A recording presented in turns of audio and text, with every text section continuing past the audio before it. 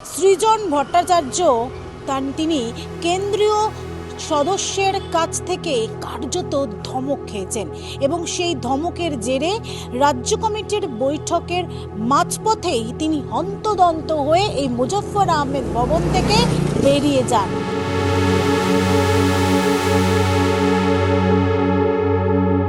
ওরকম একজন কমরেডকে সত্যি হারাতে চাই না। প্রতিকূল একজন অত্যন্ত গুরুত্বপূর্ণ কমরেড আমাদের। প্রতিকুর রহমানকে এগিয়ে দেওয়া হয়েছিল, শতরূপকে এগিয়ে দেওয়া হয়েছিল যাতে পরবর্তীকালে তারাই এই বামেদের হাল ধরে।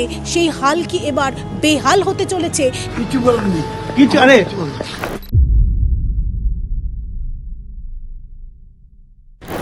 প্রতিকুর রহমানের পথেইকে এবার হাঁটতে চলেছেন সৃজন ভট্টাচার্য।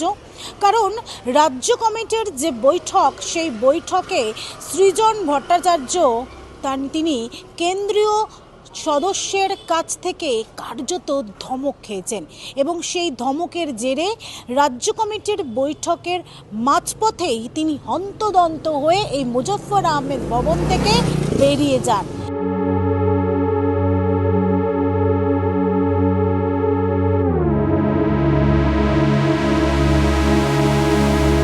মিডিয়া প্রশ্ন করলে তিনি মিডিয়াকে দেখেও কার্যত পালিয়ে যান। তাহলে কি এই প্রতিকুর রহমানের সঙ্গ দেওয়ার জন্যই সৃজন ভট্টাচার্যকেও ধমকের মুখে পড়তে হলো? কিংবা প্রতিকুর রহমানের যে অভিযোগ মূলত এই রাজ্য কমিটির সম্পাদকের বিরুদ্ধে, মোহাম্মদ সেলিমের বিরুদ্ধে, সেই প্রসঙ্গে রাজ্য কমিটির বৈঠকে সৃজন ভট্টাচার্য মুখ খুললেন বলেই কি তাকে ধমকের মুখে পড়তে হলো? নমস্কার, আমি তুলিকা রায়, বেঙ্গল লিবার্টির পর্দায় আপনাদেরকে স্বাগত জানাচ্ছি। আজ প্রতিকুর রহমান এই নামটা বারবার উঠে আসছে। যে প্রতিকুর রহমান সিপিএমের একেবারে তরুণ তুর্কি বলা যেতে পারে, যে প্রতিকুর রহমান লোকসভা নির্বাচনে ডায়মন্ড হারবারের কেন্দ্র থেকে দাঁড়িয়েছিল এবং সৃজন ভট্টাচার্য তাকে দেখা গিয়েছিল একেবারে তরুণ তুর্কি হিসেবে নাম উঠে আসতে। দীপশিতা ধর, মীনাক্ষী, এদের নাম তো আপনারা শুনেইছেন। যে মীনাক্ষী নন্দীগ্রামে মুখ্যমন্ত্রী মমতা বন্দ্যোপাধ্যায়ের সামনে প্রতিদ্বন্দ্বিতা করেছিল এবং সেই তরুণ তুর্কিরা কি এবার গা ভাসিয়ে দিচ্ছে তাদের আদর্শ, তাদের নীতিকে জলাঞ্জলি দিয়ে? সেই প্রশ্ন উঠছে। কেন জানেন? এই প্রতিকুর রহমান গত সোমবার দিনকে তিনি তার রাজ্য কমিটির সদস্য পদ থেকে তিনি সরে দাঁড়িয়েছেন। তার সমস্ত যে দায়িত্ব, সেই সমস্ত দায়িত্ব থেকে তিনি এই মুহূর্তে সরে দাঁড়িয়েছেন এবং তার সঙ্গে যোগাযোগ করেছে সৃজন ভট্টাচার্য। এবং আজ যখন এই রাজ্য কমিটির বৈঠক হয়, অর্থাৎ দুদিন ব্যাপী যে রাজ্য কমিটির বৈঠক, যা আজ হলো এবং আগামীকাল রয়েছে এই মুজফফর আহমেদ ভবনে, যেখানে সৃজন ভট্টাচার্য কার্যত ক্ষোভ প্রকাশ করলেন মোহাম্মদ সেলিমের বিরুদ্ধে এবং এর পরবর্তীতে একাধিক যে অভিযোগ উঠে আসছে। সূত্রের খবর, প্রতিকুর রহমান যেরকম একদিকে তার ক্ষোভ প্রকাশ করেছেন, তিনি রাজ্য কমিটির সদস্য হিসেবে তিনি চিঠি জমা দিয়েছেন এবং এর পরবর্তীতে যখন সৃজন ভট্টাচার্য বিষয়টাকে সামনে আনার চেষ্টা করেছেন, মোহাম্মদ সেলিমের বিরুদ্ধে ক্ষোভ প্রকাশ করেছেন, তখনই তাকে ধমক খেতে হয়। এমনকি শুধুমাত্র একজন নেতা দিয়ে কিভাবে বামফ্রন্ট চলতে পারে সেই প্রশ্ন করা হচ্ছে। তাহলে কি মোহাম্মদ সেলিম তার লবির যে লোক রয়েছে তাদেরকে পার্টির অন্দরে ঢুকিয়ে গোটা যে সিস্টেমটাকে নষ্ট করার পরিকল্পনা করছে? মীনাক্ষীর প্রভাব অনেকাংশেই বাড়ছে, এমন খবর আমরা শুনতে পাচ্ছি। তাহলে কি এখানে এই বামের ভেতরে লবিবাদ চলছে? সেই প্রশ্ন ইতিমধ্যেই উঠতে শুরু করেছে। কিন্তু প্রতিকুর রহমানের যে এই পদক্ষেপ, সেই পদক্ষেপে কি ঠিক মনে হয় যে তিনি এই কাজটা ঠিক করেছেন? না, আমি এটা নিয়ে কোনো কমেন্ট করতে চাই না। এটা প্রতিকূল অনেক একটা দায়িত্বপূর্ণ জায়গায় রয়েছে। ও যেটা করেছে বুঝে করেছে। ওর সাথে কথা বলা উচিত, নিশ্চয়ই কথা বলেছেন অনেকে, আরও কথা হওয়া দরকার আছে বলে আমার মনে হয়। আমরা ওরকম একজন কমরেডকে সত্যি হারাতে চাই না। প্রতিকূল একজন অত্যন্ত গুরুত্বপূর্ণ কমরেড আমাদের। তার বাইরে আমার বলার কিছু নেই, বা ও কে ঠিক করেছে কে ভুল করেছে আমি কেন জাজ করতে যাব। আচ্ছা, প্রতিকুর রহমানের সঙ্গে কি কথা হয়েছে? আমার আজকে সকালে কোনো কথা হয়নি, আমি আজকে ফোন করিও নি। এমনি নানান ফোনে হয়তো ব্যস্ত থাকছে, হতে পারে, ফোন করেনি আমি এটুকু জানি। আজ যে বৈঠক হয় সেই বৈঠকের মাঝপথেই দেখা যায় সৃজন ভট্টাচার্য বেরিয়ে গেলেন। প্রথমে আপনারা সেই ছবি দেখে নিন।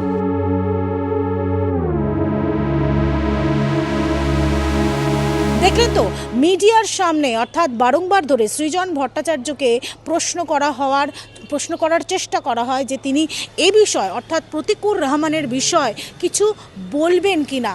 তার কারণ আমরা খবর পেয়েছি গতকাল প্রতিকুর রহমানের সঙ্গে ফোনে কথা হয়েছে সৃজন ভট্টাচার্যের এবং এ প্রসঙ্গও উত্থাপন হয় রাজ্য কমিটিতে, যেখানে সৃজন ভট্টাচার্যের সঙ্গে যে প্রতিকুর রহমানের কথা হয়েছে তা কেন্দ্রীয় যারা সদস্যরা রয়েছেন, যারা রাজ্য কমিটির সদস্যরা রয়েছেন, তাদের প্রত্যেকের কাছে সেই খবর আছে এবং সে প্রসঙ্গেও সৃজন ভট্টাচার্যকে জিজ্ঞাসা করা হয়। এবং আরও একটা সূত্র মারফত আমরা খবর পাচ্ছি যে তৃণমূল কংগ্রেসে খুব শীঘ্রই হয়তো এই প্রতিকুর রহমান লাল ঝান্ডা ছেড়ে তিনি তৃণমূলের ঝান্ডা নিতে চলেছেন, আর তার সঙ্গে যোগ হতে চলেছে সৃজন ভট্টাচার্যের নাম।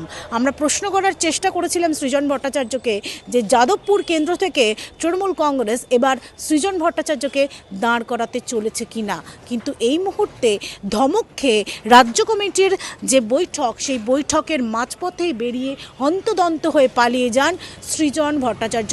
তবে এ প্রসঙ্গে সমস্ত যারা রাজ্য কমিটির সদস্যরা রয়েছে তারা মুখে কার্যত কুলু পেটেছেন।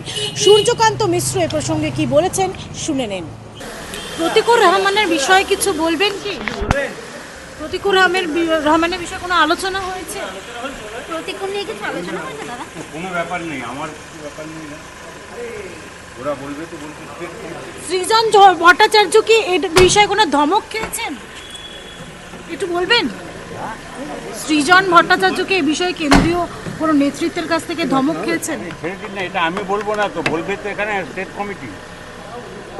শুধুমাত্র সূর্যকান্ত মিশ্র নয়, তার সঙ্গে রবীন দেব, তিনিও কিন্তু এই রাজ্য কমিটির বৈঠকে ছিলেন এবং রবীন দেবকে প্রশ্ন করা হলেও তিনিও কার্যত এই প্রতিকুর রহমানের প্রসঙ্গটা এড়িয়ে গিয়েছেন। কি বলেছেন শুনুন। কিছু বলেননি, কিছু আরে না, কিন্তু এটা সবাই বলছে। আমি বলছি আগামীকাল আন্তর্জাতিক মাতৃভাষা দিবসের প্রাক্কালে জ্যোতি বসু সমাজচর্চা ও গবেষণা কেন্দ্রের উদ্যোগে জ্যোতি বসু সেন্টারে একটা আলোচনা সভা হবে ভাষা নিয়ে, যেখানে অধ্যাপক পবিত্র সরকার এবং অধ্যাপক আব্দুল কাফি তারা বক্তৃতা করবে। সেটা আপনাদের সকলকে, আপনাদের মিডিয়ার মাধ্যমে সকলকে আহ্বান জানাচ্ছি। একের পর এক যে প্রতিকুর রহমান যেভাবে বারংবার ধরে তার যে ক্ষোভ, তার যে বক্তব্য সে তার দলের কাছে পেশ করতে চেয়েছিল, কিন্তু সে সময় তার দল তার কথা শোনেনি এবং এখনও পর্যন্ত মোহাম্মদ সেলিম যিনি রাজ্য সম্পাদক তিনি কোনো রকম কোনো ভূমিকা নেননি। যদিও বা বিমান বসু এই রাজ্য কমিটির বৈঠকে সৃজন ভট্টাচার্যকে পাশে রাখার বার্তা দিয়েছেন এবং তিনি তার দলের যে মতাদর্শ সেই মতাদর্শের কথা বলেছেন, কিন্তু কোথাও কি এই প্রতিকুর রহমান যারা তরুণ তুর্কিরা রয়েছে যাদের নিয়ে স্বপ্ন বুনেছিল এই মুজাফফর আহমেদ ভবন, যেখানে এই তরুণ তুর্কিরা অর্থাৎ দীপশিতা ধর, মীনাক্ষী, সৃজন ভট্টাচার্য থেকে শুরু করে এই প্রতিকুর রহমানকে এগিয়ে দেওয়া হয়েছিল, শতরূপকে এগিয়ে দেওয়া হয়েছিল যাতে পরবর্তীকালে তারাই এই বামেদের হাল ধরে, সেই হাল কি এবার বেহাল হতে চলেছে সে প্রশ্ন থাকছে আপনাদের কাছে। আগামী দিনই বলে দেবে যে প্রতিকুর রহমান এবং সৃজন ভট্টাচার্য একই পথে হাঁটছে কিনা, এবং তারই সঙ্গে দীপশিতা ধরের নামও কিন্তু উঠে আসে। তার কারণ যে সদস্যপদ যে রিনিউয়াল করার কথা এই ফেব্রুয়ারি মাসের মধ্যে, সেই রিনিউয়াল পর্ব এখনও পর্যন্ত শেষ করেননি দীপশিতা ধর। আপনাদের কাছে প্রশ্ন থাকছে যে আদৌ এবার কি বামেদের যে হাল সেটা তুলে ধরার জন্য যে তরুণ তুর্কিদের ওপরেই ভরসা করেছিল, এবার তৃণমূলেই যারা রয়েছেন তারা কি এবার সেই তরুণ তুর্কিদেরকে কিনে নিয়ে বামেদের হালকে বেহাল করার চেষ্টা করছে? আপনারা তখন দেখছিলেন বেঙ্গল লিবার্টি এবং এই যদি ভিডিও ভালো লাগে তাহলে লাইক, কমেন্ট, শেয়ার, সাবস্ক্রাইব করতে ভুলবেন না। www.bengalliberty.com আপনাদের জন্য রয়েছে সমস্ত খবর সাজানো, স্বাধীন কাছেহীন গেরিলা সাংবাদিকতার পাশে দাঁড়ান। অসংখ্য ধন্যবাদ।